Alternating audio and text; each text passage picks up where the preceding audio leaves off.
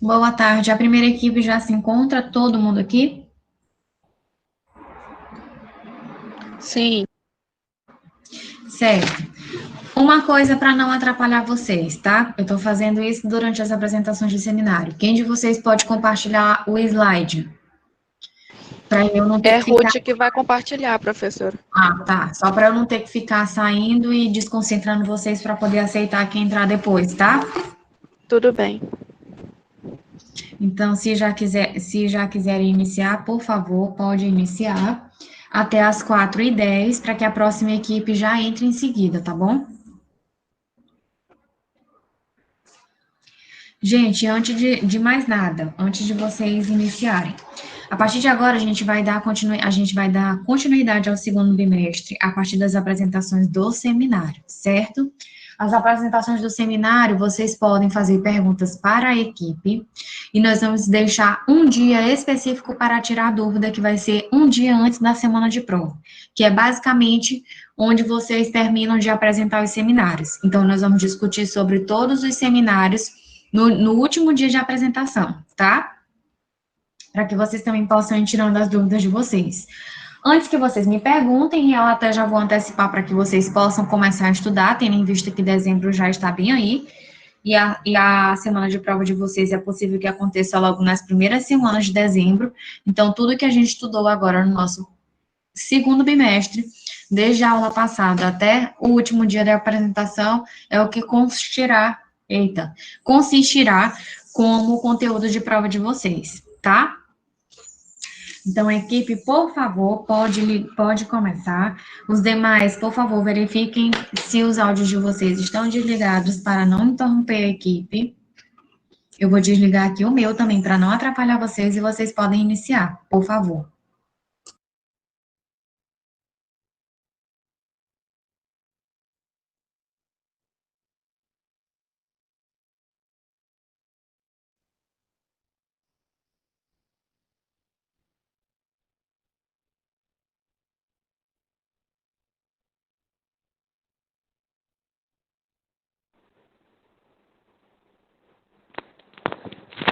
Boa tarde. O nosso grupo ficou responsável para falar sobre a psicologia do testemunho. Os componentes do nosso grupo são Bruna, Edjane, Márcia, Ruth, Samuel e quem vos fala, Antoniele. Bem, o testemunho de uma pessoa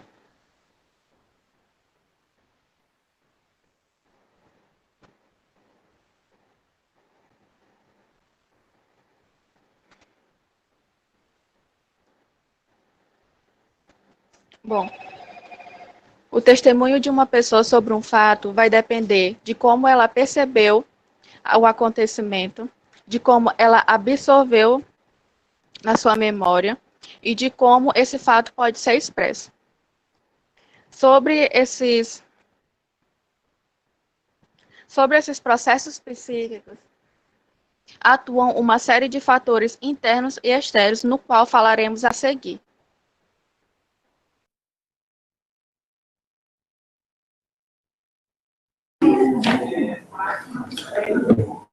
Boa tarde. Bom, para começar, vamos falar de um dos fatores que é mais levado em conta durante o testemunho, a percepção. E, consequentemente, a percepção. A percepção é a capacidade que nós temos de organizar e interpretar as informações captadas pelos nossos sentidos. E a percepção agrega um juízo de valor, uma bagagem existencial, ou seja, as nossas experiências, aquilo que acreditamos e aquilo que vivemos. Por exemplo, se vemos um carro passar em alta velocidade por nós, e minutos depois a gente descobre que ele está envolvido em um acidente, a gente conclui que esse carro foi a causa do acidente. Por quê? Porque através dos nossos sentidos a gente viu que ele estava rápido demais, e através das nossas experiências a gente sabe que um carro na velocidade pode muito bem causar um acidente. Por isso a psicologia jurídica acredita que toda percepção é uma percepção. Que para tudo perceber, a gente tem que ter uma experiência nossa, uma memória nossa. É importante destacar que todo mundo percebe o mundo de uma forma diferente. Ninguém tem a mesma percepção. Por exemplo, a imagem no slide. Algumas pessoas podem ver o rosto e outras podem ver uma árvore e uma moça de costa. Então, é diferente para cada um. Pode passar. Bom, além de variável, a percepção também é vulnerável a vários fatores. E isso dificulta dela ser avaliada durante o julgamento. Por quê? Porque ela passa por um processo que tem que evocar a memória, tem que ser transformada em pensamento, depois em linguagem, e aí ser transformada em uma prova e ser transformada em uma sentença. Ou seja, uma percepção errônea pode acabar causando a condenação de alguém inocente. Os fatores que deformam a percepção são os físicos: sede, fome, cansaço e sono. Uma pessoa com qualquer irregularidade física vai ter a percepção deformada. Os mentais, o hábito. O hábito é aquele que costumamos fazer. Quando a gente vai relatar uma história, a gente vai relatar como costuma fazer, e não como realmente acontece. A pressão e o estresse. A pressão é principalmente naquelas pessoas que exercem uma função de alta pressão. Por exemplo, um piloto tentando evitar que um avião caia. Os emocionais, afeto, raiva e tristeza. E qualquer sentimento que possa desestabilizar uma pessoa. O afeto, principalmente, porque você provavelmente não vai considerar alguém culpado, alguém que você gosta. E por isso, o testemunho absoluto não é uma regra. E é preciso ter cuidado com depoimentos excessivamente detalhados. Por quê? Porque eles podem estar mascarando a verdade, eles podem ser falsos, já que a percepção pode ter várias falhas, vários fatores que podem deformar ela. Pode passar. Bom, vamos às contribuições de Gestalt. A teoria de Gestalt foi feita por os psicólogos alemães Kohler, Kofka e Wertheim. E ela se baseia na premissa de que a percepção é determinada pelo todo e não pelas partes. O todo é diferente da soma das partes. E ela destaca os seguintes princípios: o da proximidade, onde elementos próximos tendem a ser percebidos juntos, como essas linhas que formam as letras. E da similaridade, onde os elementos semelhantes tendem a ser vistos como parte da mesma estrutura. Pode passar. A direção, onde se você vê figuras que estão em uma certa direção, você tende a continuar a ver a mesma direção. Exposição objetiva. Se certos elementos começam em uma certa organização, a gente tende a ver nessa mesma organização. Como no exemplo, onde as bolinhas começam em pares e terminam em unidades. Destino comum. Os elementos semelhantes que são organizados de forma igual e fazem parte de um grupo maior tendem a ser agrupados. A pregnância é quando o cérebro completa uma figura que está incompleta. Por exemplo, o triângulo. Aí não existe o triângulo, porém o nosso cérebro automaticamente completa a figura. Pode passar. A relação figura e fundo. Isso é quando o cérebro, ou ele vai ver a imagem pelo fundo, ou ele vai ver a imagem pela figura. Ele não consegue olhar os dois ao mesmo tempo. E a reorganização perceptiva? Bom, é quando o cérebro pega figuras aleatórias e transforma em uma só figura. Como no exemplo, são figuras aleatórias, mas a gente vê um cachorro. Pode passar.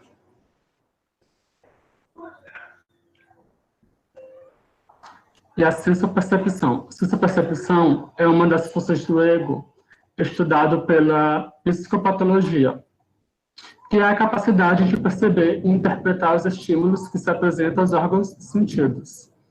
Elas têm algumas alterações que podem pode causar um erro na hora do julgamento, que podem prejudicar o testemunho. A hiperestesia é o aumento anormal das percepções. Por exemplo, você escuta um som maior do que é, ou você vê uma cor mais viva do que é. Costuma acontecer em pessoas em estado de delírio tóxico ou estados maníacos. Hiperestesia é a diminuição da sensibilidade aos estímulos sensoriais. Você vê as coisas com menos intensidade. Costuma acontecer em estados depressivos e melancólicos. Ilusão é a percepção deformada de um objeto real e presente.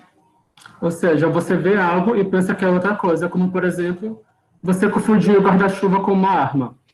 Acontece quando se une a fantasias, desejos e medos. A alucinação é a percepção de um estímulo sem sua presença na realidade. Você vê algo que não está lá.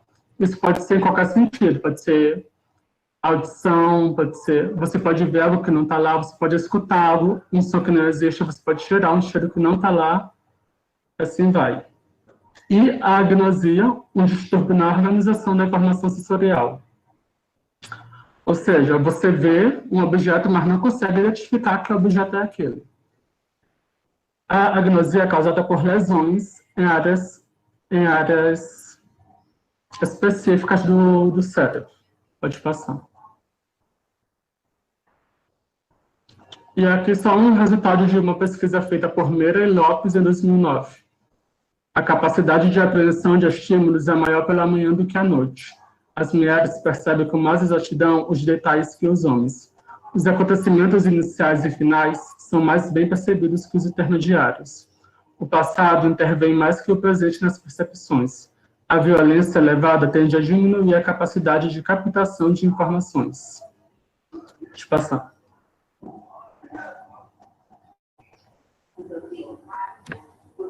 Boa tarde. Eu darei continuidade falando sobre memória. Memória é a capacidade que nós indivíduos possuímos de registrar, armazenar e recuperar informações. O registro trata-se do processo inicial em que nós obtemos informações e mantendo elas ativas até o processo de armazenamento. Já o armazenamento é a capacidade que nós temos de manter essas informações no nosso cérebro e que serão usadas no momento em que for necessário. A recuperação é o processo em que, quando nós precisamos das memórias que nós armazenamos, nós ativamos e recuperamos essas memórias. Existem alguns tipos de memória. Gente, aqui tá coisa, para chover. A imediata, a mediata, a de curto e longo prazo. O que é a memória imediata? Memória imediata são memórias que a gente tem de acontecimentos recentes, tipo algo que aconteceu ontem ou hoje. Por exemplo, ou a última coisa que a gente comeu ontem à noite ou alguma coisa que a gente comeu pela manhã. A memória imediata são memórias do nosso passado distante. São memórias tipo nossa primeira festa de aniversário ou o primeiro nome de professor. São memórias marcantes para a gente. A memória de curto prazo, como o próprio nome diz, é uma memória que possui uma capacidade curta e geralmente dura em torno de 1 minuto. Esse tipo de memória possui uma capacidade limitada. Ou seja, se pedem para nós memorizarmos uma sequência de 10 dígitos, nós memorizaremos uma sequência entre 5 a 9 dígitos, nunca a sequência total devido à capacidade limitada. A memória de longo prazo, como o próprio nome diz, é uma memória que demora mais tempo. Pode ser dias, meses, anos ou até décadas. Esse tipo de memória possui a sua capacidade limitada e ela tem 2 tipos, a memória declarativa e a memória não declarativa. A memória declarativa são memórias em que nós podemos evocar por meio de palavras. Já a não declarativa, e elas estão presentes, esse tipo de memória estão presentes no nosso consciente. Já memórias não declarativas são memórias que necessariamente a gente não usa palavras, mas sim ação. Por exemplo, andar de bicicleta. Nós não precisamos que alguém nos faça para a gente andar para poder ocorrer. É um processo natural. Pode passar. As falsas memórias. As falsas memórias são memórias que nós possuímos de fatos que a gente acredita que ele vivenciou, mas, no entanto, nunca ocorreu. Esse tipo de memória, a gente geralmente pode acredita realmente que tem acontecido e pode ser uma memória total, uma lembrança total de fatos que a gente aconteceu, ou parte de uma lembrança que a gente junta com algo que realmente aconteceu. Alguma pesquisadora no Brasil, não tem muitos pesquisadores sobre falsas memórias, mas temos Lilian Ashton, que é uma professora na Universidade Católica do Rio Grande do Sul. Ela tem doutorado na Universidade de Harvard e pós-doutorado em Barcelona. Já outra pesquisadora que começou suas pesquisas já era pela década de 70, Elizabeth Lopes. Esse tipo de memória possui dois tipos: as memórias espontâneas e as sugeridas. As memórias espontâneas são memórias endógenas em que nós criamos por conta de uma característica da nossa mente. A gente cria falsas memórias naturalmente, sem que haja informações externas. Já as memórias sugestivas são memórias que nós criamos por meio de acontecimentos externos que nos influenciam a levar a criar essa falsa memória. Isso pode ocorrer devido, por exemplo, se nós vivenciamos um caso e nós falamos com outras pessoas sobre esse caso, nós podemos absorver informações que são passadas para a gente e acreditar que realmente tem acontecido, porque nós adicionamos esse tipo de informação à nossa memória como se nós realmente tivéssemos vivenciado. Em alguns casos, pode ocorrer quando nós somos entrevistados ou vamos fazer algum testemunho e as perguntas que são feitas nos levam a responder uma alternativa ou outra.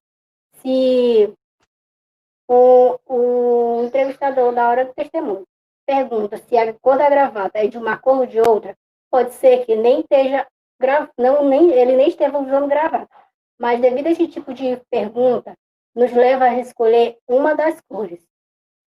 Outra questão também é quando nós assistimos a casos que nós realmente vivenciamos. Nós vamos absorver informações que talvez nós não tenhamos vivenciado no momento, mas devido às informações vindas por meio dessa entrevista, nós vamos acrescentá-las à nossa mente como se realmente tivesse vivido no momento. Esse tipo de memória no processo judicial é muito complicado, porque tendo em vista que geralmente o processo judicial demora às vezes anos, meses, ou 1 ou 2 anos, 3 anos ou mais, pode acontecer que durante esse período eu tenha absorvido informações de fatos que não ocorreram e na época no processo do julgamento eu vou contá-la como se realmente tivesse sido vivenciado, acrescentando informações falsas que pode levar aos erros de colocar pessoas inocentes na cadeia ou ao contrário, de não colocar esse tipo de pessoa porque eu dei uma informação falsa, tendo visto o peso de uma testemunha. Outro tipo de acontecimento que pode nos levar são as síndromes de falsas memórias.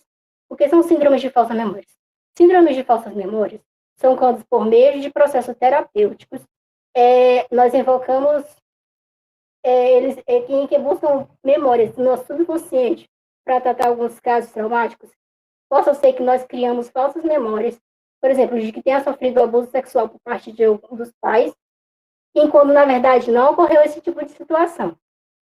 Isso pode nos levar a situações bem complicadas. Então, as falsas memórias são um processo delicado. E nessa questão, nós devemos tomar bastante, principalmente nós inspetores judiciais, bastante prevenção de como nós vamos absorver as informações que são dadas pelas testemunhas, o meio pelo qual. Sim, e tem naquele caso que a professora passou da série, que a testemunha, que foi no caso a vítima, do modo como ela foi entrevistada, levou a ela a afirmar, só porque ele parecia que tenha sido realmente ocupado. E isso ocorre também, porque devido só a gente já ver que parece um pouco, e o modo como a gente é entrevistado, faz nos levar a confirmar de fato. Isso acontece não que de forma proposital, mas é o meio pelo qual a gente é levado a afirmar essas situações. Então, acho que é só isso.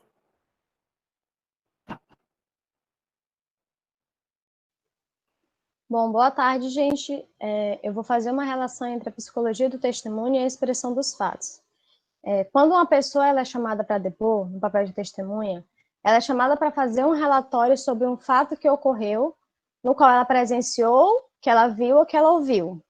Porém, a gente sabe que esse fato não vai ser exatamente preciso como ocorreu, dado que a memória ela tende a ser subjetiva, receber sugestões ao longo do tempo, e essas memórias elas podem acabar fazendo memórias falsas por causa das sugestões que foram recebidas. Então, a psicologia do testemunho ela trata de estabelecer alguns métodos que possam ser utilizados para que tenha as informações qualitativas e que possam somar para o processo.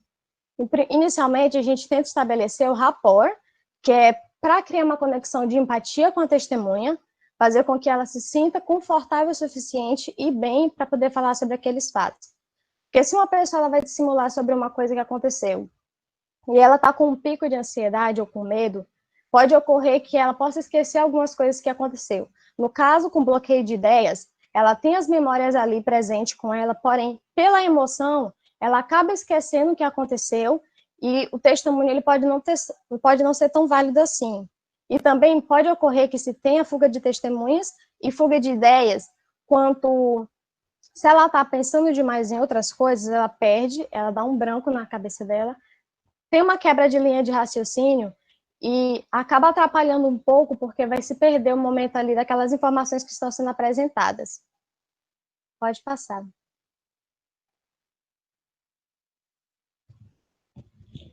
Então, quanto a esses fatos, a gente tem que ficar atento e estabelecer a relação para que ela possa se sentir confortável, para que as emoções delas não hajam acima do raciocínio. Então, a gente estabelece o rapport e o entrevistador ele tem que ficar atento a cada detalhe que vão ser expressos, dado que tudo que ela disser naquele momento, cada detalhe vai ser importante para os tipos de perguntas que vão ser feitas a elas. O resumo, um relatório todinho do que está acontecendo no interrogatório vai ser baseado no que ela está dizendo. E o entrevistador também não pode criar laços emocionais, porque se ele deixar com que a emoção dele fale mais alto naquele momento, ele vai perder o foco do que está sendo apresentado, o raciocínio dele vai também ser perdido naquele momento, e a memória dele vai começar a julgar o que está sendo apresentado, sobre o que está sendo feito e sobre a pessoa que está sendo acusada. Então, é importante que a gente tenha imparcialidade durante o interrogatório, porque ela pode influenciar durante o processo. Pode passar? Por que esse tipo de processo é importante para o direito? No caso restrito criminal, as testemunhas elas são super necessárias para que possam influenciar durante um processo, que alguém possa ser preso ou possa ser julgado com base naquilo que foi apresentado. Geralmente, muitas testemunhas elas são presas inocentes por causa dos seus testemunhos, e pessoas que deveriam estar sendo acusadas de verdade acabam não indo. A gente tem um exemplo bem próximo e bem real que aconteceu ultimamente do caso da Mari Ferri. Ela apresentou, durante o juízo, que no dia que aconteceu o estupro com ela estava inconsciente naquele momento, somente no dia seguinte ela teve consciência do que aconteceu, que no caso foi o estupro.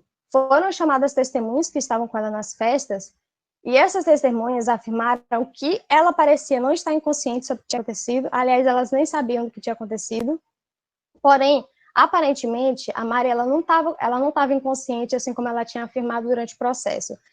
E já falaram com o motorista que levou ela para casa. E esse motorista afirmou que ela estava dentro do carro, ela estava chorando, ela estava aparentemente sob efeito de alguma coisa, ela não parava de ficar falando palavras repetidamente. Então, na visão dele, ela estava sim consciente sobre o que tinha acontecido, que ela estava fora de si. Então, esses dois tipos de testemunho causaram um conflito durante o processo. O juiz acabou achando que isso foi inconsistente e ele acabou não considerando esses testemunhos. Nesse caso legítimo, o advogado da parte, o advogado do rapaz que estava sendo acusado, usou desse relatório e fez um cross-examination, que no caso, ele pegou o relato da testemunha e pegou também o relato da vítima e tentou destruir ela durante o processo. Ele adicionou o contra-questionamento, que foi descredibilizar a palavra da vítima e das testemunhas e usar contra ela. Isso fez com que ela se sentisse coagida e que ela até perdesse a credibilidade no que ela estava falando e passar a acreditar que até o que ela estava apresentando não era concreto e o que as testemunhas também não era concreto. Então, isso é um fato real do que aconteceu na justiça sobre um caso criminal e que a gente tem que ficar atento a cada detalhe que está sendo apresentado, porque isso influenciou no processo de alguém, fez com que alguém que estava sendo acusado fosse liberto desse crime. E a gente também tem, por último, as testemunhas oculares, que quando acontece um crime, as pessoas que estavam ali próximas são chamadas para dar características sobre o que elas viram e sobre a pessoa suspeita que vai ser apresentada. Então, ele junta essas testemunhas, fazem um relatório do que está sendo apresentado e buscam suspeitos com base naquilo. De 1 a 5 suspeitos é apresentado para cada testemunha e essas testemunhas vão escolher com base naquilo que foi apresentado. Porém, a gente tem que lembrar que, quanto à polícia, existem muitos casos de corrupção. Então, um policial que está ali fazendo aquele momento, aquele interrogatório, pode querer cobrir o crime de alguém, ele vai querer influenciar na opinião da testemunha e na escolha do suspeito. Então, a gente estabelece um método chamado double blinds, que é tanto a testemunha quanto o policial, eles não sabem quem é o suspeito que está sendo apresentado naquele momento. Então, é bem melhor quando apresentado por fotos, esses de 1 a 5 suspeitos, e o policial mostra sim, só que ele não vai ter consciência de quem está sendo apresentado no momento, porque assim ele não vai poder influenciar na escolha, não vai poder coagir ou fazer com que a pessoa tenha uma escolha errada. Ele pode fazer isso, mesmo que ele não fale, a linguagem corporal dele pode fazer isso. A cara dele pode expressar desprezo por aquela pessoa, e essa pessoa vai olhar para o policial, vai confiar pela moral dele, e vai acabar escolhendo uma pessoa errada, caso seja um caso de corrupção por parte da polícia. É isso. Bom, agora eu vou falar sobre fidedignidade do testemunho. O que permite averiguar se um testemunho é ou não imparcial é a análise prévia da personalidade da testemunha e suas relações afetivas. Ou seja, que vai descobrir qual a intenção do testemunho, que pode ser paixão, vingança, amizade e etc. Bom, é importante que o interrogador não faça perguntas à testemunha diretamente ligada à conduta delituosa do acusado ou ao acusado. E sim, faça perguntas que partam de circunstâncias diversas, aparentemente alheia ao fato, mas que leve até a ele.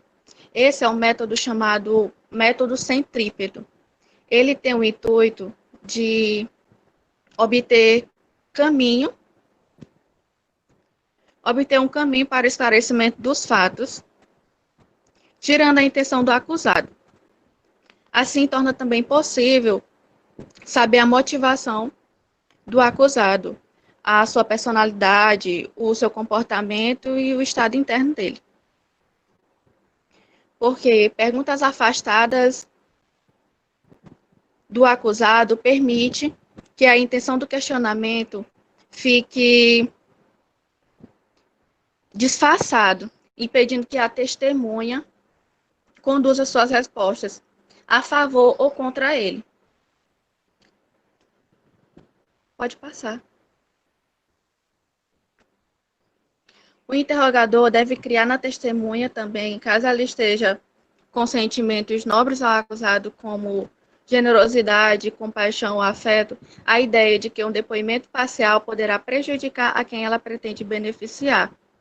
Porque uma pequena mentira poderá colocar em descrédito toda a descrição verdadeira dos fatos que ela deu. Além disso, o interrogador deve perceber que muitas testemunhas precisam se sentir seguras no ambiente da sala de audiências. E enquanto outras, elas só precisam de uma conversa antes do depoimento para que tire qualquer receio ou medo. O interrogador também deve pedir à testemunha somente a descrição dos fatos e não a interpretação deles, porque cabe à testemunha somente fazer a descrição dos fatos e não fazer juízo de valor sobre o depoimento. E é isso.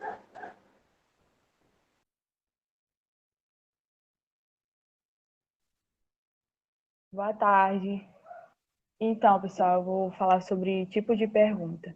E Já de cara, eu quero explicar para vocês que os métodos que vão ser abordados, eles são importantes porque são a forma de como um interrogatório vai ser conduzido.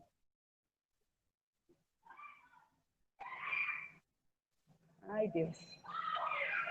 Pois é, a forma de como o processo do testemunho, como que esse testemunho vai ser conduzido, e essa relação pode ser muito variada entre um testemunho com perguntas mais invasivas e também com perguntas mais construtivas, certo?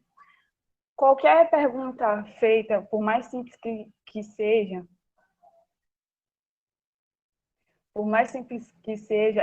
ela possui uma estrutura sistemática. Pela estrutura da pergunta, pode ser perguntas com negativas, ou com ordem indireta e perguntas longas. Esses tipos de perguntas tendem a ter respostas confusas e é diferente de perguntas com afirmativas e perguntas diretas e perguntas mais breves. Da mesma forma que essas perguntas podem ter um caráter acusatório, com uso de figura de linguagem, frases invertidas, ou um conteúdo que gesticula, um conteúdo muito de gesticulação, isso pode fazer com que a testemunha inconscientemente não queira cooperar, induzindo a diversos erros nas respostas, certo? Então, a regra geral, portanto, é que as perguntas sejam mais simples possíveis. Então, perguntas mal formuladas levam a respostas equivocadas, levando a verdade para longe dessas respostas que são necessárias para uma análise e para julgamento. Cabe, então, ao juiz impedir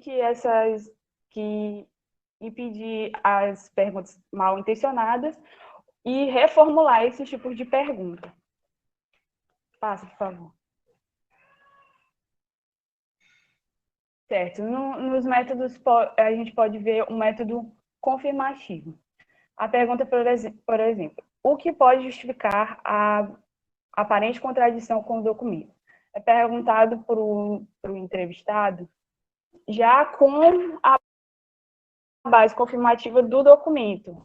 Ele já confirma, tem um documento e você está alegando outro tipo de linha, vamos dizer assim, na sua confirmação. O próximo método é o informativo, que é apesar do que consta no documento, o que aconteceu. Dessa forma, ele pergunta, ele já sabe algo do documento, mas ao mesmo tempo ele quer uma informação daquela testemunha, certo? O método sugestivo. Sendo você o empresário, sendo o autor, o empresário, quem comanda a empresa? No método sugestivo, ele já sugere algo ali para induzir a pessoa a responder algo tipo, não sou eu, para tentar levar uma resposta ali um tanto manipulada. Meu Deus, por que passou, gente? E no método insinuador, pelas suas palavras, eu levo a concluir que é isso. Então, tem mais alguns tipos de métodos, mas são os métodos principais. Numa pergunta feita em um interrogatório. Pode passar agora. Então, a perspectiva psicológica. Na perspectiva psicológica, há uma visão que se distingue em 7 classes diferentes de tipos de perguntas. Então, a primeira são as afirmativas por presunção, que são sugestivas ao erro. Ela pode expor a testemunha a uma lembrança que ainda não tem uma confirmação. Como, por exemplo, a pergunta: qual é a cor da camisa do acusado? O interrogador não tem nem certeza se o acusado estava de camiseta, camisa social, não tem certeza disso, mas ele já presume na sua pergunta se ele estava de camisa ou não, levando a testemunha a cometer erros na sua resposta.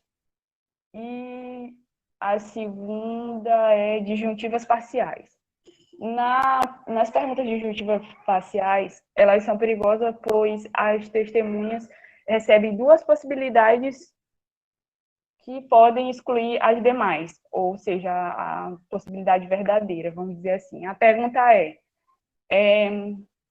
qual era a cor? Era preta ou era amarela da camisa do acusado? Dando à testemunha duas opções, levando em conta que talvez a cor da camisa do acusado era azul, e na verdade ele está ali com duas opções, então ele vai se induzir a responder se era preto, se era azul, ou se era preto, se era amarela, mas não azul, que era a que ele realmente achava. E sendo assim, ele acaba se confrontando com duas possibilidades e não tendo certeza disso, e acabando dizendo, não, talvez eu tenha me enganado, talvez ele nem estava com uma camiseta, talvez ele estava, sei lá, com uma camisa social de manga, por exemplo. E tem as negativas condicionadas. Condicionais. Sim, certo, esse tipo de pergunta é aquele tipo de pergunta sim ou não. Geralmente vai ser perguntado, ele não era da cor azul a camisa do acusado, certo? A pergunta já está condicionada a um não, e na hora que a testemunha vai responder, ela não tem certeza se é o sim ou não, porque já é um momento muito estressante, né, na hora do colhimento do testemunho. Ou então, por acaso, a camisa era branca, certo? A camisa do acusado era branca. Nessa pergunta, ele já está dando um sim à testemunha, a testemunha já não tem aquela certeza absoluta, ela já vai dizer que não, e aí já vai ficar refutado, vamos dizer assim, a resposta dele. E nas perguntas diferenciais, certo? Nas perguntas diferenciais, são perguntas indutoras. Na frase já é dito, era preta a camisa do acusado? Se ele usa esse tipo de pronome, vamos dizer assim, não, de proposta na frase, a pessoa que está respondendo, ela já tem a intenção de responder não sim ou não, mas a palavra era, porque é a palavra que é usada no começo da frase. E nas perguntas disjuntivas completas, elas se adequam mais a um era assim ou não era assim. E a pessoa que vai responder fica presa no meio dessa disjunção, quando ela vai explicar se era de um jeito ou se era de outra forma. Pode passar.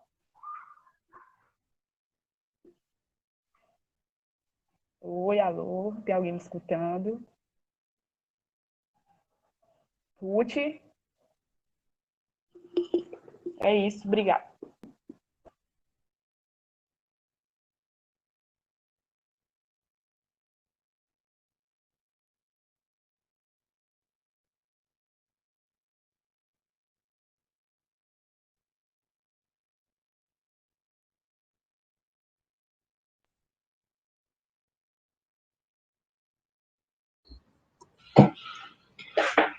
Boa tarde.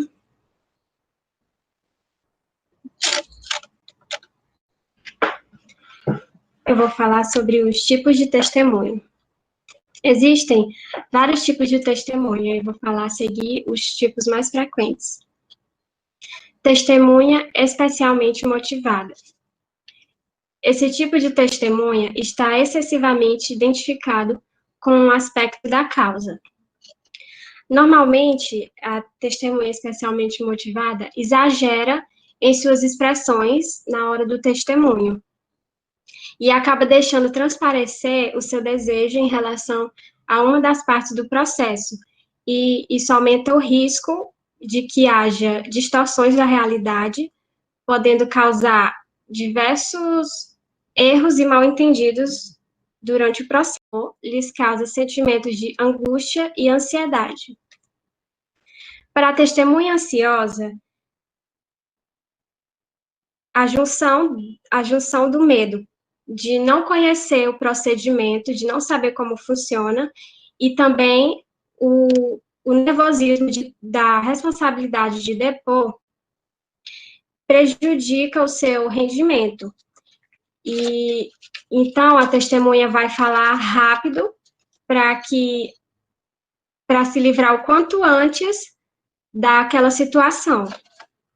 Então, é sugerido que mantenha um ambiente tranquilo e confortável para a testemunha se sentir mais calma e poder contribuir para o bom andamento do processo. Testemunha hostil. Geralmente comparece à sessão aborrecido e não colabora com o bom andamento da ação. A testemunha hostil, ela expressa claramente que está irritada por ter que comparecer à audiência e demonstra isso especialmente quando o representante da outra parte do processo, quando o representante da outra parte ele faz alguma pergunta. Mas ela também pode se mostrar hostil com a própria parte que ele indicou como testemunha. Testemunha improdutiva. Com este tipo de testemunha, há dificuldade em extrair algo que contribua. Existem algumas hipóteses para a testemunha estar sendo improdutiva. Ela pode não ter conhecimento nenhum quanto ao tema em questão. Ela pode estar sendo improdutiva por não querer se comprometer de alguma maneira, ou também por não ter capacidade intelectual para agregar ao processo. Testemunha profissional. São profissionais que, devido à atividade especial que exercem, são chamados para depor com frequência. Um exemplo de testemunha profissional são os policiais. Devido à posição que eles ocupam, eles são convidados frequentemente a depor.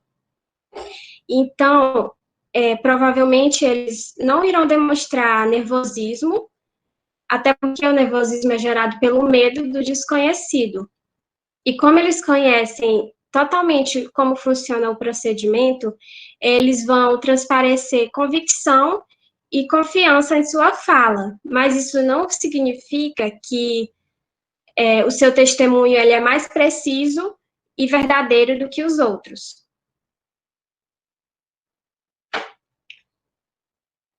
Classificação quanto à personalidade. As testemunhas, elas também podem ser classificadas quanto à sua personalidade. Testemunha extrovertida, é comunicativa e espontânea. Como o próprio nome já sugere, a testemunha extrovertida fala com facilidade e é cooperativa. Porém, ela pode falar demais e acabar fazendo comentários que não vão agregar em nada ao julgamento. Testemunha introvertida, é fechada e fala pouco. É totalmente o oposto da extrovertida, ela é tímida, então é necessário incentivar com perguntas motivadoras para prosseguir o julgamento. O seu depoimento, ele é curto e ela age como se estivesse economizando as palavras. Bom, é isso. Fim.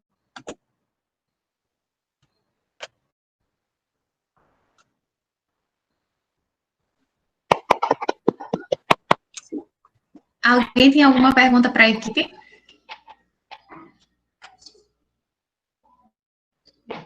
Professora. Eu professor. só gostaria... fala, menino. Eu tinha uma professora que era uma pergunta direcionada a Edjane, que ela falou sobre os falsos... As falsas... Oh, meu Deus, agora eu me esqueci o nome. Eu tinha escrevido a pergunta, só que na hora que eu ia fazer para ela... Falsas memórias, né? Falsas memórias. Se leva em conta, se elas podem levar a um trauma.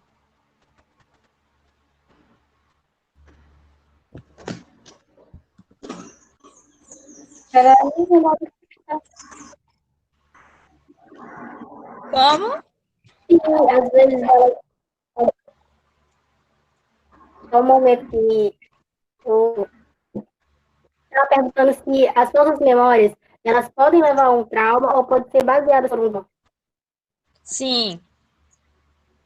Alguém também? Em alguns casos, a gente cria uma falsa memória de que tenha sofrido algum trauma, e isso se deve também à questão que nossas lembranças, elas são muito construtivas, reconstrutivas. Então, em alguns casos, pode ocorrer sim. Assim, obrigada. Só para ajudar a Edjane, coitada. Professora. Foi uma pergunta baseada na psicologia.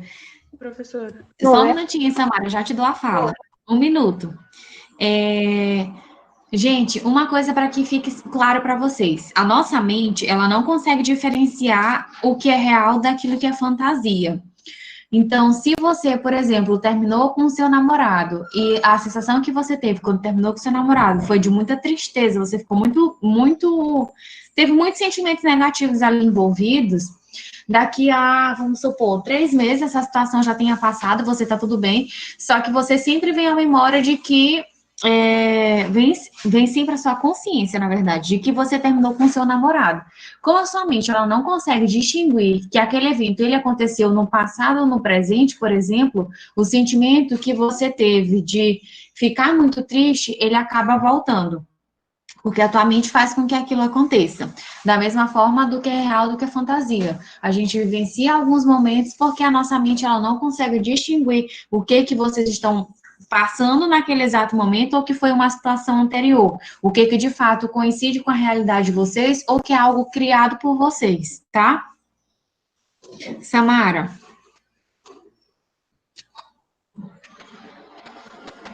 Professora.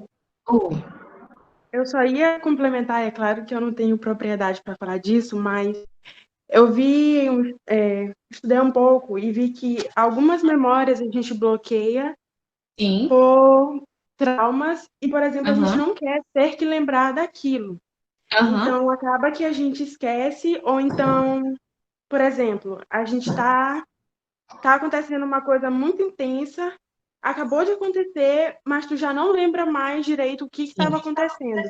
Então, pelo que eu vi, é o teu cérebro trabalhando porque aquilo foi muito intenso para ti e ele não quer isso. Então, essa parte de memória também, eu vi que, por exemplo, a gente cria algumas memórias e um exemplo prático disso é algumas coisas que a gente pensa lembrar de quando era pequeno, mas na verdade não lembra, foi só uma memória que a gente criou. E o que a Sara falou sobre o nosso cérebro não saber se é verdade, o que é real e o que não é real, me lembra também muito aqueles casos de quem, por exemplo, sofre por um filme porque o personagem morreu, de um desenho, alguma coisa, e é exatamente isso. O cérebro não consegue diferenciar o que é real e o que não é. Tanto que, por exemplo, pessoas se apaixonam por desenhos animados e não sabem explicar isso. É o cérebro que está exatamente não sabendo diferenciar e mesmo assim acontece. Outro exemplo que até acontece comigo e eu acho isso incrível é que aquele filme do Homem-Aranha, que a namorada dele morre, eu me acabo de chorar naquele filme, mas não tem nenhum sentido, porque eu já assisti milhares de vezes e sempre acontece e eu falo, meu Deus, é só um filme, por que eu tô chorando por causa disso aqui, entendeu? É isso. Tá. Para que eu possa responder a pergunta da Samara, por favor, a segunda equipe já pode iniciar, tá? Já pode se organizar para iniciar.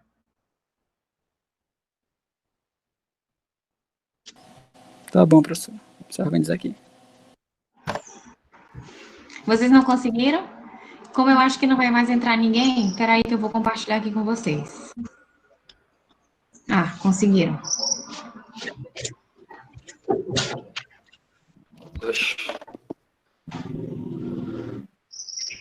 E agora? Pronto.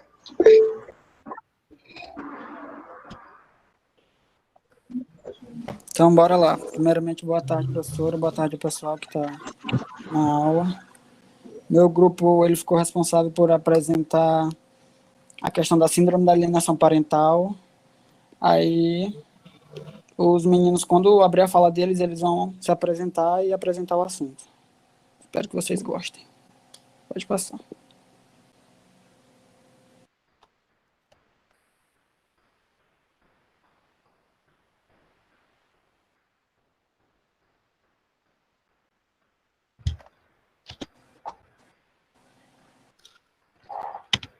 Boa tarde, meu nome é Gabriel e eu vou fazer a introdução das noções introdutórias sobre a síndrome de alienação parental. Bem, o que eu posso dizer? O tema é muito relevante e muito importante porque tem se falado bastante da síndrome de alienação parental nos contextos médicos, psicológicos, sobretudo quando existe uma separação de um casal.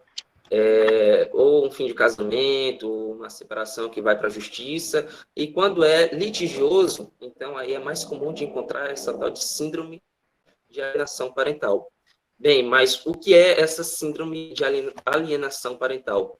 Bem, na verdade, embora ela tenha síndrome no nome, ela não é uma doença, não é um transtorno mental, não é uma doença clínica. Bem, a síndrome de alienação parental mas é uma situação que acontece neste contexto de disputa judicial pela guarda da criança. Bem, essa síndrome foi descrita por um psiquiatra americano em meados dos anos 80, basicamente ali em 1985, por Richard Gardner, em que ele diz que quando está nessa situação de separação, de disputa, de briga, etc., às vezes começa uma campanha de difamação de um dos pais difamando o outro para a criança, colocando raiva, colocando aversão, afastando o pai ou a mãe, afastando o outro da criança, tentando isolar, tentando alienar. Então, trata-se de separar totalmente a criança da outra figura, seja o pai ou a mãe. Bem, o alienador é a pessoa que entra nessa, pode ser um dos dois na disputa, mas às vezes pode ser outras pessoas.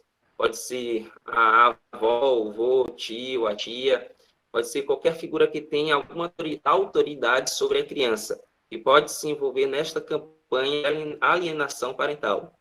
O Gardner dizia que isso era constante, consciente e deliberado. Então, é alguém de propósito que começa a envenenar a cabeça da criança contra o outro.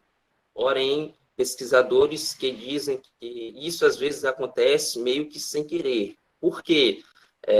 Devido às emoções de uma separação, as pessoas vão falando mal na frente da criança, e a criança vai comprando aquela ideia e vai sendo influenciada e vai se afastando, Alguns pesquisadores chamam isso de alienador ingênuo, ou seja, ele está sendo um alienador, porém não de propósito.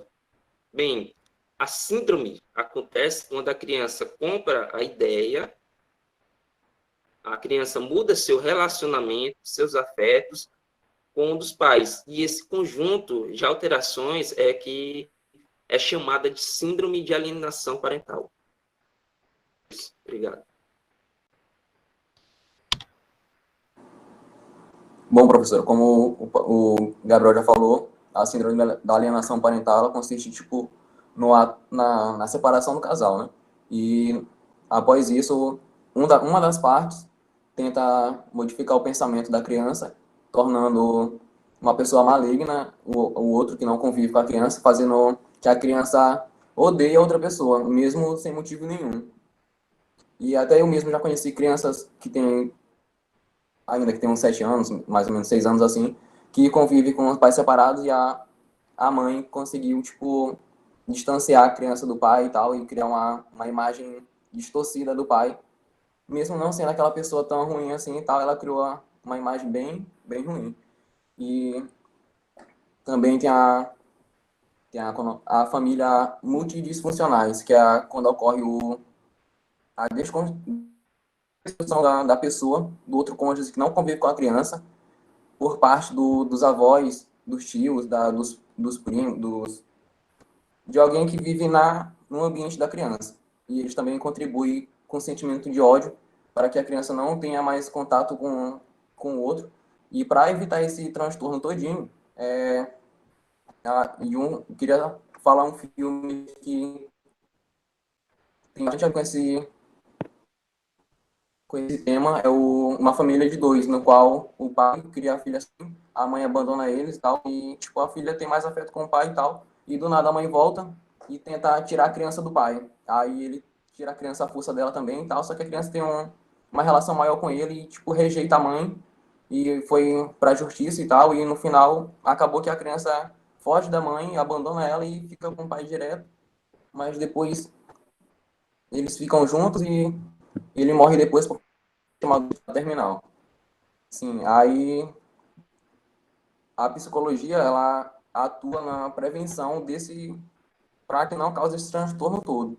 Ela era essencial que todos, na hora que fosse terminar um relacionamento e tivesse filhos, procurassem um profissional da área da saúde mental para que possa orientar, fazer tipo, os testes separadamente, mesmo não tendo nenhum atrito. É necessário fazer o teste separadamente com os cônjuges e para que não gere esse transtorno e que nenhuma parte queira modificar o pensamento da criança com o que ela já tem informado sobre o pai ou a mãe dela. Esse pensamento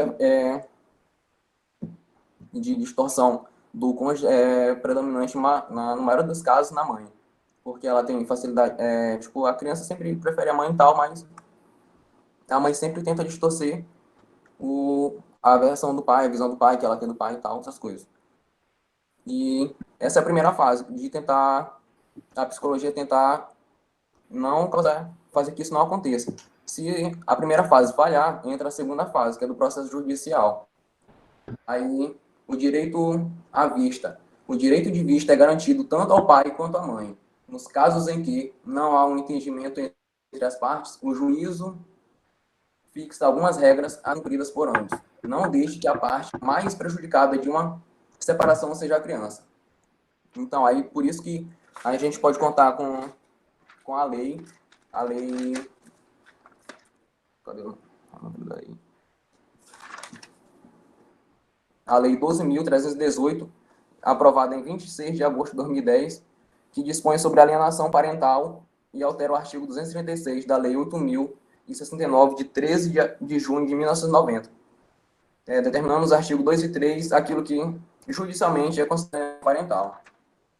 E também tem o Estatuto da Criança e do Adolescente, que relata que a criança não precisa somente de alimento, de roupa, de calçado, das coisas simples assim, mas também é necessário que a criança conviva com os pais. Mesmo estando separados, é necessário que a criança tenha uma ótima relação com os pais para que consiga ser formado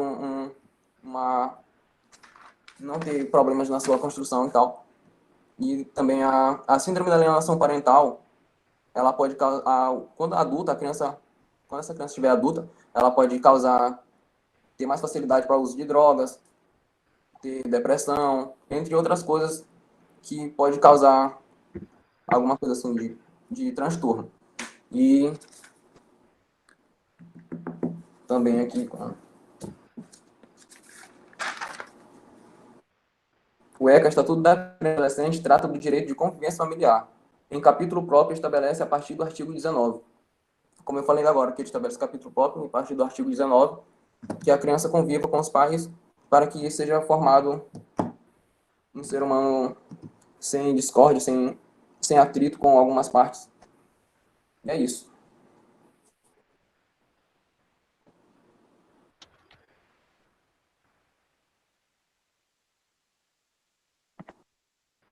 E agora, falar um pouco sobre a atuação jurídica. Pode voltar, professora. Pode voltar ainda. E é importante ressaltar que houve um equívoco aqui, pois a alienação parental, ela também faz parte de litígios jurídicos, na sua questão, quando ela vai para o ramo do direito, quando o conflito ele se estende até lá. Só que a alienação parental, ela também consiste em um transtorno, e esse transtorno, ele afeta também a criança, ele é um transtorno que vai afetar a criança quando o alienador, o pai, o responsável pela criança que tem a guarda, ele começa a alienar ela, tentando ferir a imagem do outro genitor. Então, sobre essa questão da atuação jurídica, aqui no Brasil, como já foi frisado pelo Igor, na década de 90, com a Constituição Federal de 1988, também na década de 90, começou a ter uma abrangência maior sobre a síndrome da alienação parental, visto que essa síndrome, ela ainda, o seu campo de abordagem foi se iniciar apenas na década de 80. Então, no Brasil, a sua abordagem ainda é muito nova, a sua análise sobre essa síndrome. Porém, nós temos a Lei número 12.318, de 26/8/2010. Pode passar, professora. E essa lei, ela vai abordar sobre a alienação parental. Nessa lei vai abordar tanto o que consiste na alienação parental, os atos que constituem, que ajudam a formalizar na criança a alienação parental, a infringência de direitos sobre a criança e também as penalizações sobre o infrator. Então, eu utilizei aqui o artigo 2º, que abrange muito bem sobre a alienação parental. Considera-se ato de alienação parental a interferência na formação psicológica da criança ou do adolescente, promovida ou induzida por um dos genitores, pelos avós ou pelos que tenham a criança ou adolescente sob a sua autoridade, guarda ou vigilância, para que repudie genitor que cause prejuízo ao estabelecimento ou à manutenção de vínculos como este. Então, aqui está bem explícito que, para o direito, quando se observa que em uma relação entre o pai e filho, entre o genitor responsável pela guarda, ele começa a querer interferir na relação do filho com o outro genitor, que é chamado de genitor alienado, e o que passa a tentar manipular a criança é o genitor alienador, então passa a se consistir a alienação parental. E é importante ressaltar que, quando isso ocorre, há a quebra do direito da criança, que é o direito da convivência familiar saudável, que consta no artigo 13, no artigo 3 da Lei 12.318, que é a Lei da Alienação Parental. Então, apesar de que, no Brasil, essa análise sobre a alienação parental ela ainda é nova, essa Lei da Alienação Parental, ela é uma lei bem completa sobre essa síndrome. Então, também é importante ressaltar que há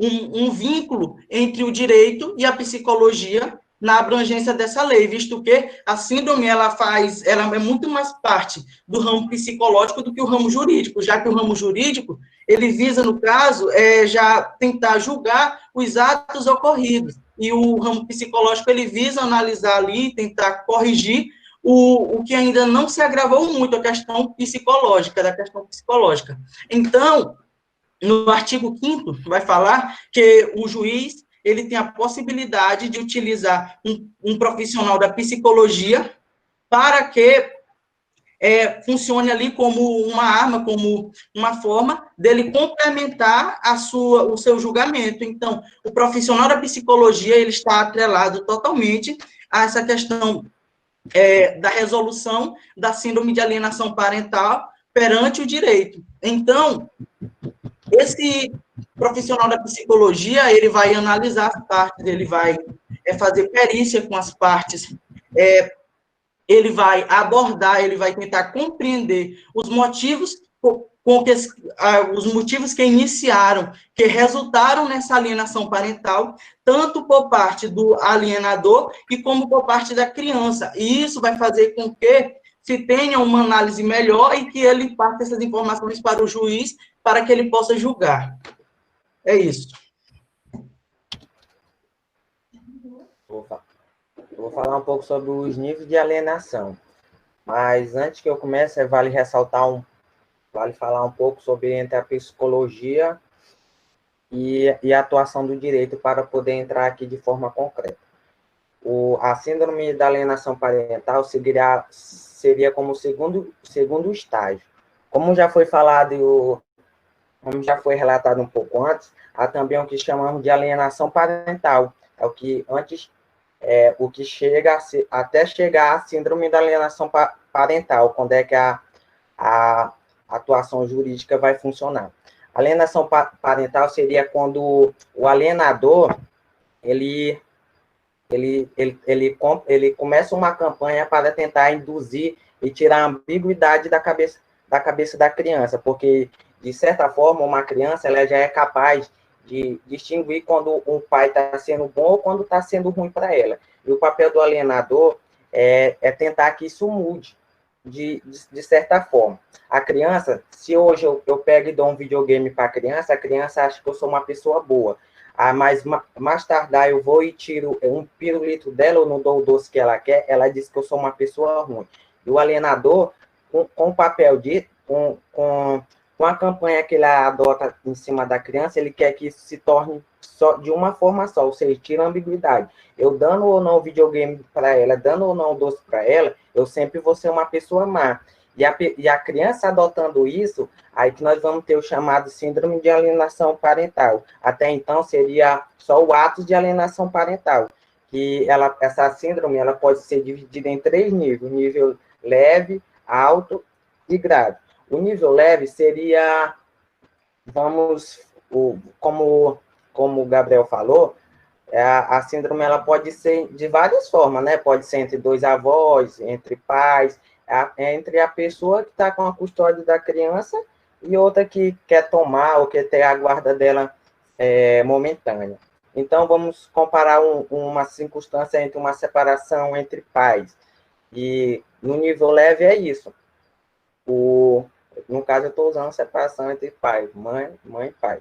Na separação leve é isso, a criança tem concordância, não sabe, sabe até fazer comentários, mas não faz sobre a separação, e ela aceita. Momento está com o pai, momento está com a mãe, e fica naquilo. Já no nível de alienação alto ou intermediária, é o momento que a criança sabe da separação, continua sabendo, mas ela já começa a dizer o que o alienador passa para ele. Um exemplo bem fácil para vocês é o que eu passei.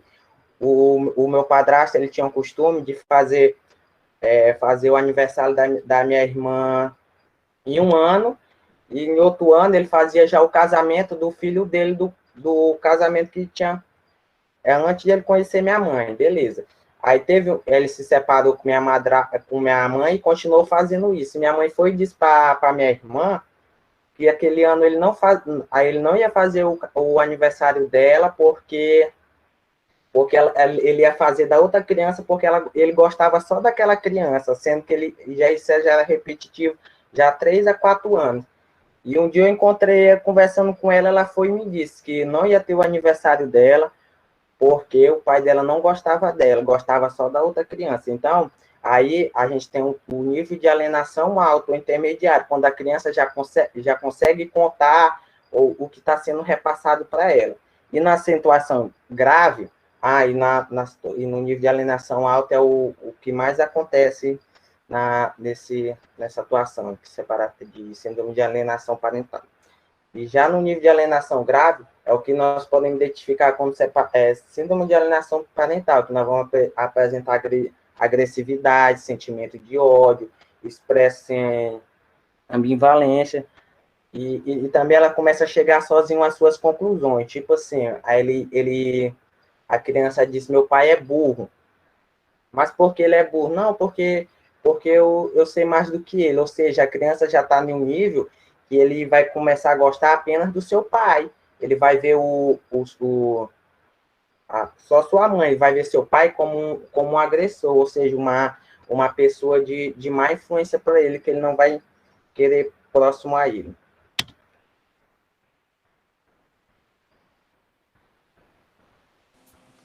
Então, pessoal, boa tarde novamente. Eu vou falar um pouco sobre o perfil do alienador e as sintomas da criança que sofre essa alienação. Primeiramente, aí tem uns tópicos sobre o perfil do alienador, não está todos aí, mas estabelecer o perfil do alienador, não tem como estabelecer um perfil fixo sobre um gênito alienador. Porque ele tem traços marcantes. Ele pode ter uma baixa autoestima, ele pode querer ter uma manipulação, como é que eu posso dizer, muito maior que as outras. E tudo isso vem a ocorrer por conta de ou uma separação, uma briga com a esposa, a namorada, um término de um relacionamento. Tudo isso, então o perfil desse alienador, ele não consegue ser constante, ele está mudando o tempo todo. O alienador ele pode trazer como perfil, ele pode ter a inveja muito alta, ele pode ter um ódio, uma raiva que chega a ele ter tanta raiva da pessoa, do seu relacionamento, que ele chega a falar para a criança que, por exemplo, o pai, sua mãe não presta, sua mãe, quando você crescer, sua mãe vai lhe bater. Então ele pode ter tanto ódio, tanta raiva, tanta inveja e ciúmes, essa pessoa que ele não leva um término, um relacionamento fim, ele não consegue superar. É mais ou menos isso, ele não consegue superar. Então, como acho que foi o Gabriel que falou, o alienador, tem muita gente que pensa que o alienador é só pai e mãe. Não. O alienador ele pode ser terceiros também, tem avós, tem uma pessoa que ele tem, que cuida dele e ele tem uma confiança maior, entendeu? Então, e a lei diz que o alienador é aquele que detém a guarda da criança, incentiva ou repudia o genitor. Aí eu peguei uma pequena frasezinha de um escritor, não sei se vocês conhecem, Aguila Cuenca. Ele diz que ao estudar o perfil de um genitor alienador, ele conclui que geralmente demonstra grande impulsividade e baixa autoestima.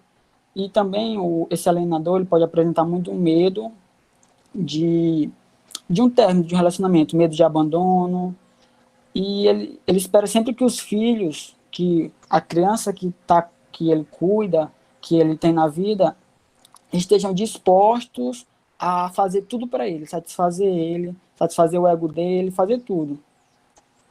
Então, o que ele faz? Ele expressa, ele fala, ele incentiva a criança a fazer ataques cruéis contra a mãe ou o pai, seja quem for o alienador. Ele tenta realmente entrar na cabeça da criança para que a criança veja o outro como um monstro realmente. Aí agora eu vou falar um pouco sobre os sintomas que essa criança pode ter quando já alienada. Quando ela tem esses sintomas da alienação pelos genitores, ela pode identificar muitos sintomas que você pode ver, são os sintomas muito parecidos com uma criança com depressão. Uma criança que sofre da síndrome de alienação parental, ela pode ter depressão sim, ela pode chegar na depressão, mas não é sempre que tem a depressão, uma criança em síndrome. Ela pode ter nervosismo, ansiedade, transtorno de identidade, ela pode se questionar para parentes ou amigos que o pai, ou a mãe, a avó, o tio não gostam dele, por que não gosta dela, por que não faz aquilo para ela, por que é mal para ela, a criança pode fazer isso. Então, realmente, quando a criança está alienada pelo alienador, ela não consegue se identificar. E pode ocorrer a casos mais graves, como eu já disse, ela pode ir atrás de álcool, pode ir atrás de drogas, ela pode chegar à questão da depressão, quando a alienação já é bem alta mesmo, e pode ocorrer até o suicídio com essa criança. Dependendo da idade, eu já conheci crianças em São Luís que pais terminaram um relacionamento, sim, e uma menina de 12 anos, ela chegou, infelizmente, ao suicídio, por conta que a mãe dela alienou ela, em questão ao pai, e depois o pai também ocorreu a depressão, teve muita coisa. Então, essa questão da criança ser alienada por outra realmente é entrar na cabeça da criança, é tentar desenhar os pensamentos da criança. E é isso.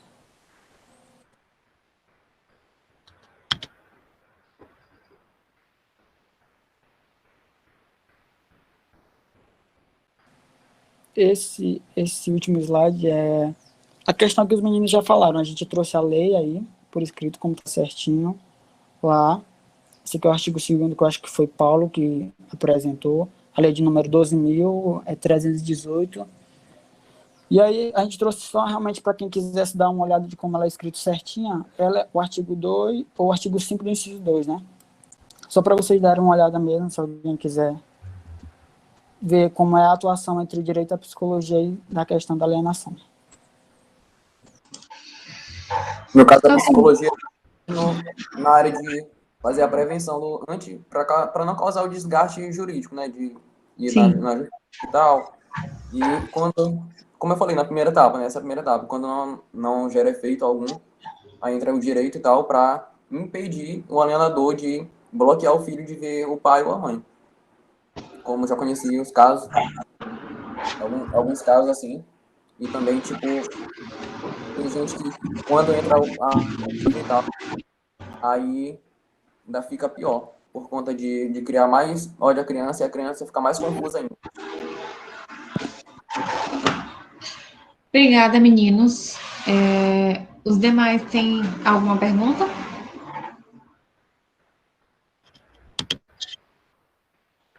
Pode, William. E, gente, só para que eu tenha aqui uma confirmação, quando vocês me deram o nome do grupo, estava Paulo, Raimundo, José Arnaldo, Igor e Gabriel. O Raimundo, o Wellington é a mesma pessoa? Sim, professor. Professor, é a mesma. Tá bom, só para eu ter aqui anotado. Alguns comentários sobre as falas de vocês.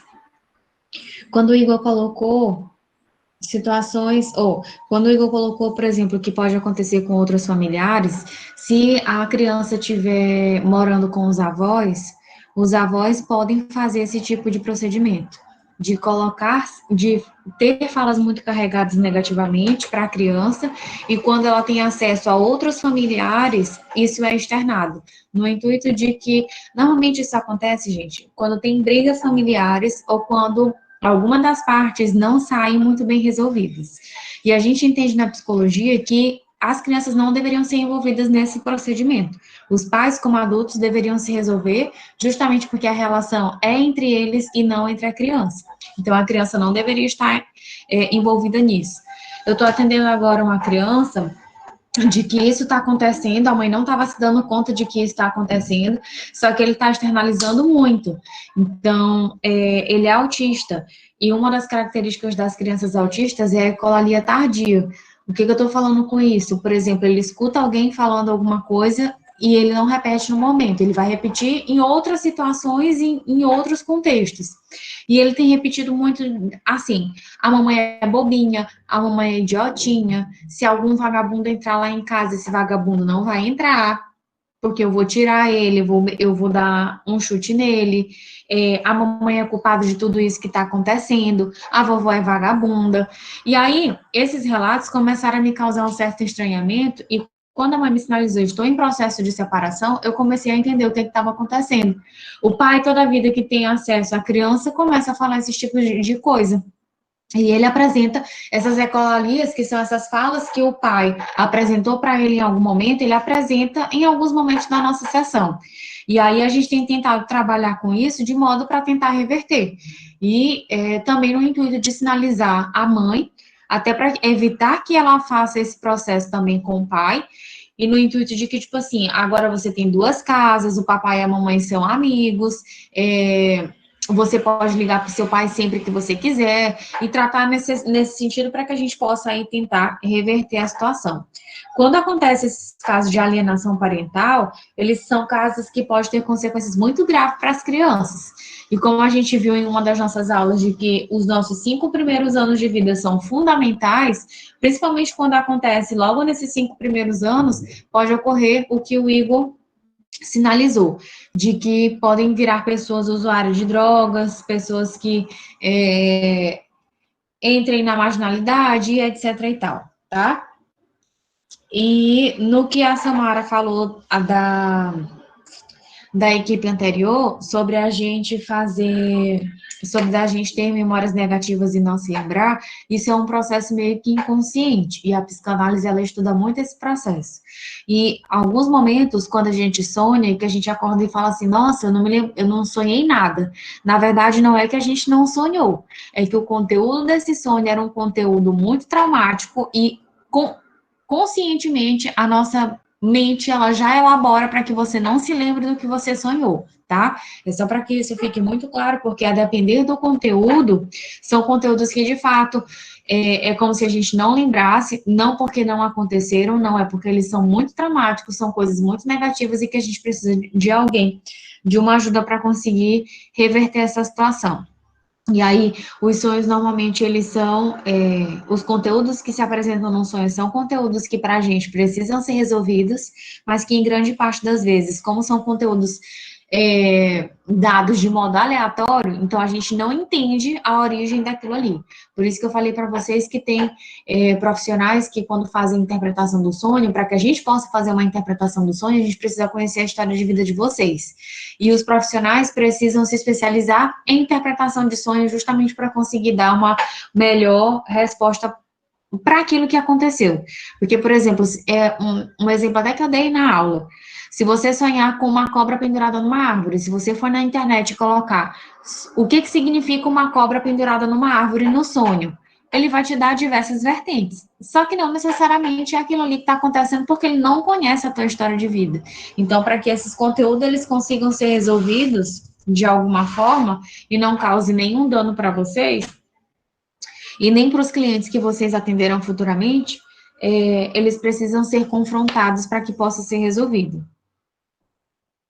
Negação. Professora. Só aí nessa questão desse assunto aí, é que eu estava assistindo uma série que acontece que uma das protagonistas, ela teve uma lembrança antiga bloqueada, mas não por ela, mas pelo um especialista. Por meio de remédios, sessões e tudo. Eu queria saber qual era esse especialista e se são os psicólogos. Tá. Quem medica é psiquiatra. Nós da psicologia não medicamos, tá? A gente já trabalha em cima daquilo que o psiquiatra está fazendo. Então, a gente dá continuidade a esse tratamento. A problemática de a gente barrar esses conteúdos é que, vez ou outra, você vai sentir alguma coisa que você não sabe explicar e que, enquanto você não conseguir resolver, essa determinada situação vai continuar acontecendo. Então, por exemplo, em alguns momentos a gente tem roxidões na pele, nosso cabelo cai demais, a gente fica numa angústia sem explicar o porquê da gente estar numa angústia, tem alguns que têm tremedeira, tem outros que sentem muita ansiedade, e isso é um sinal de que tem algum conteúdo para você que é de caráter de conflito psicológico que precisa ser resolvido. Então, ao contrário de outros profissionais que vão tratar o sintoma, a gente trata a causa. A gente precisa descobrir a causa para tratar essa causa e para que você não volte a sentir os sintomas que você estava sentindo antes. Eu não sei se eu consegui te explicar. Professora, eu tenho uma pergunta. Se uma criança teve, tipo, depressão ou ansiedade antes dos 5 anos e, tipo, ela conseguiu superar, aparentemente, mas ela precisa continuar fazendo acompanhamento com o psicólogo, ou em que momento ela deve voltar ao acompanhamento? Dionara, os estudos sobre depressão e ansiedade infantil são muito recentes. E os estudiosos têm visto até que é muito difícil da gente detectar se há realmente a depressão ou ansiedade ou se não faz parte de uma outra questão, né? Então, o que se aconselha, por exemplo, é ela fazer o tratamento logo assim que apresentar os sintomas e na medida em que o profissional que está acompanhando der alta, ok. Então, ela fica nesse processo de alta, aí só no intuito da gente conseguir evitar situações que levaram ela àquela crise, por exemplo, e caso volte a aparecer novamente, ela volte para o tratamento. A gente não tem, assim, um protocolo que diga, se a pessoa tem depressão, ela precisa ficar ad eterno na terapia. Não. Toda pessoa, assim que entra na terapia, o intuito é da gente conseguir ajudar aquela pessoa a resolver a problemática dela, para que ela possa chegar num processo de alta com qualidade de vida, tá? Não, o intuito da gente na terapia não é deixar todo mundo preso lá para sempre, não. É fazer você conseguir se conhecer para que você consiga lidar com as situações da melhor forma possível e que não tenha necessidade de retorno. Eu consegui te responder? Conseguiu sim, obrigada. Nada. Alguém mais, gente?